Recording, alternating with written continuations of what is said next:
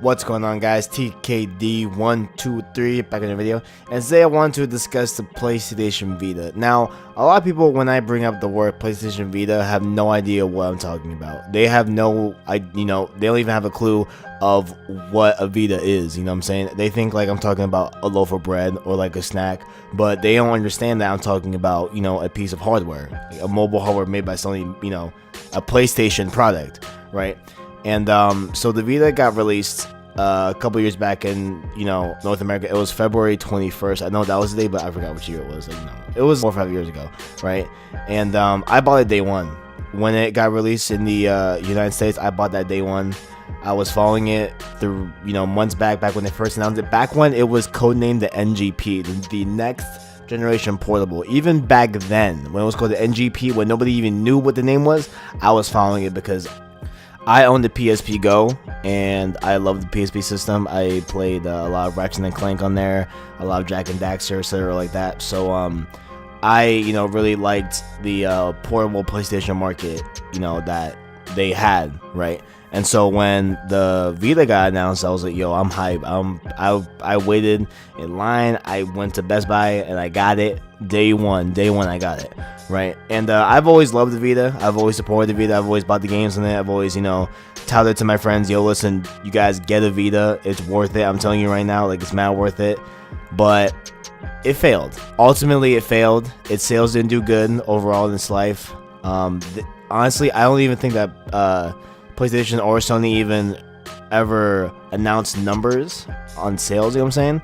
But I mean, the sales weren't too high, and there's a couple reasons that I could think of why. So this video is kind of just gonna lay out why the Vita, I think in my opinion, failed. The first one was the price. Okay, the price when it first came out, it was at $250, and to me, at least as a first consumer that, let's say I had nothing, prior knowledge to what the Vita will be, right? Let's say I was just, in the store looking at handhelds for my kid, right? If I saw a handheld that was $250 versus a 3DS that's much, less than that, I would probably opt for the 3DS. You know what I'm saying? It's just that the Vita, it just that the price I feel was a little bit too high. I feel like if it was $200, it would be warranted for a lot of parents to, pick it up for their kids, you know what I'm saying? Like, I feel like that would be a much better price point, and now it's $200. They dropped it, I think, about a year and a half ago to $200, and I feel like that's a way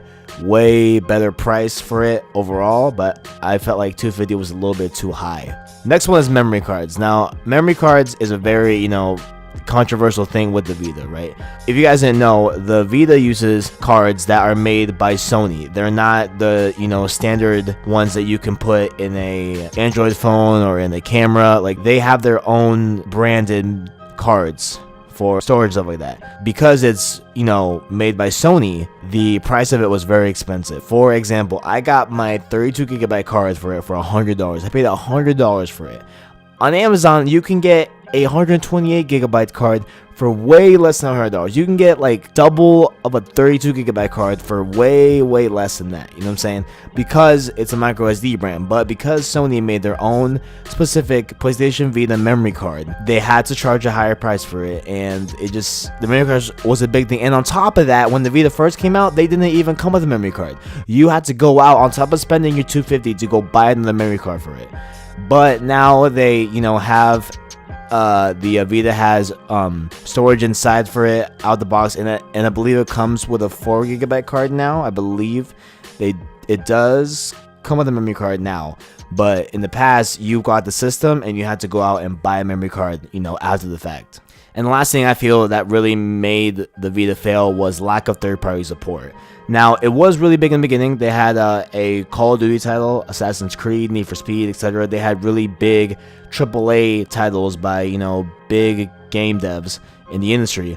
But over time, it's just that the third-party support kind of fell off, and it breeded a good thing out of that, which is, the birth of indies being a big thing on Vita. Like, now, when most gamers think of Vita, they think of it as a indie system, because indies have really thrived on the system. It's a very big platform for indie devs, And and you can't really blame the big third-party devs for not really supporting the Vita, because lately in the past, few years, the drive and the, energy for the Vita has really gone down. No dev wants to throw money at a dying cause, you know what I'm saying? And the reason why I say that, there's been a lack of drive is because even at PlayStation conferences, they don't even mention the Vita anymore. Like, they'll give it a solid maybe 1 minute of time,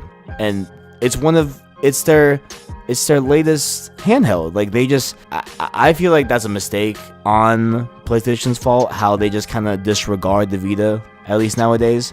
But that's another video for another topic. I digress. Now, in case this video persuaded you into getting a Vita, right? These are some of my favorite games to play on it. Now, listen.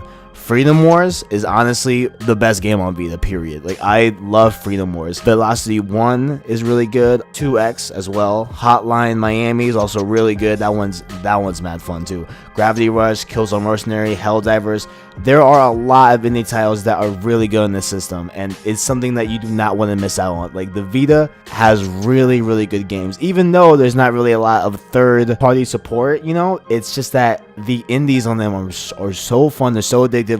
They're nice, compact games that you can take on a bus or take, with you in class or everyone and just play, and it's honestly fun. Overall, I feel like the Vita is a very, very warranted buy, especially if you have PlayStation Plus, because with that, you can get 2 free games every month. You could honestly just buy a Vita straight up and just not even buy a game with it. Not even buy any games for as long as you have it. As long as you have PlayStation Plus, you will get 2 free games every month. So you can just play those 2 games every month and have free content on the Vita. Like, it's a very, very good system, and I feel like, if you haven't been swayed to get it, I feel like you should be swayed pretty soon, because the Vita is a great system. I hope it never dies, and eventually it will die. Obviously, it's already dead pretty much, low key. But I still love the Vita. I'll still, rock it. But I mean, that's all I gotta say about the Vita personally. Let me know what you guys think in the comments below about the Vita. Have you ever heard of it? Are you thinking about getting one? Are you on the fence about it? Let me know in the comments below. And follow me on my various social media accounts in the description below. My Twitter, Facebook, Instagram, etc. All that. And I hope you guys enjoyed the video. I got you.